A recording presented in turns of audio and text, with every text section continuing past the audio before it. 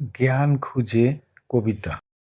পথের ধারে বসে থাকে পথিক, পথের দিশায় যদি কিছু খুঁজে পাওয়া যায়, জ্ঞান আর নীতিযুক্ত কোনো কিছু সঠিক। চক্ষু খুলিয়া দেখিতে থাকে চারিদিক, আর খুঁজিতে থাকে এদিক সেদিক। বিদিশার দিশা অন্তর থেকে, চক্ষু প্রখর, অন্তর্দৃষ্টিতে থাকিতে হয় না দিনভর।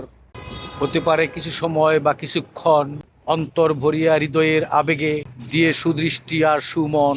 কত কি থেকে যায় দৃষ্টির অগোচরে, তাহাই তো দেখিতে হয় প্রাণ ভরে। রং রূপ আর প্রয়োজনের বালাই, সময়ের প্রয়োজনে সময় থেকে নেওয়া অভিজ্ঞতা দিয়েই যেতে হয় জীবন চালাই।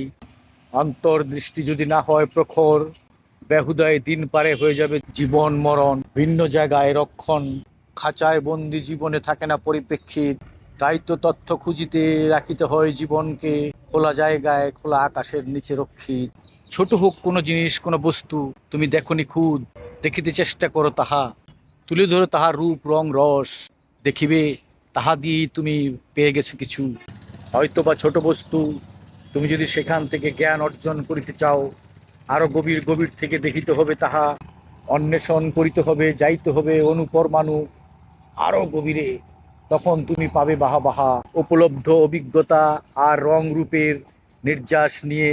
চলিতে হবে জাগতিক মহাজাগতিক আর গোপন রাস্তার দিকে ধেয়ে। একে একে বস্তু থেকে প্রাপ্ত জ্ঞান যখন সঞ্চয় হবে তোমার মনে, তোমার সঞ্চিত করার চেষ্টা অন্যজন সঞ্চিত করেনি, তাহলে কি দাঁড়ালো? তোমার এই সঞ্চিত জ্ঞানের সাথে সে কি পারবে মিলাতে ক্ষণে? তাই তো হয় না জ্ঞানী জনে জনে, ভাবে ভঙ্গিতে জ্ঞানী, কিন্তু সঞ্চয় করে না জ্ঞান মনে মনে। বেহুদায় নিজেকে জ্ঞানী ভাবিয়া চেষ্টা তদ্বিরে তরে। জ্ঞানী অজ্ঞানী, খালি কলস আর ভরা কলসের তুলনায়। নীরব আর চাতুরতায় বোঝা যায় না জ্ঞানীকে মৌনতায়। মহাজ্ঞানী ছোট জ্ঞানীকে চিনে, তাই বলা যায় জ্ঞানী চিনে জ্ঞানীকে। যদিও জ্ঞানীর চলাফেরা মিনমিনে, চতুরের চতুরামি কাজে লাগে না কিছুই। সকলই শেষে প্রমাণিত হয় ভণ্ডামি।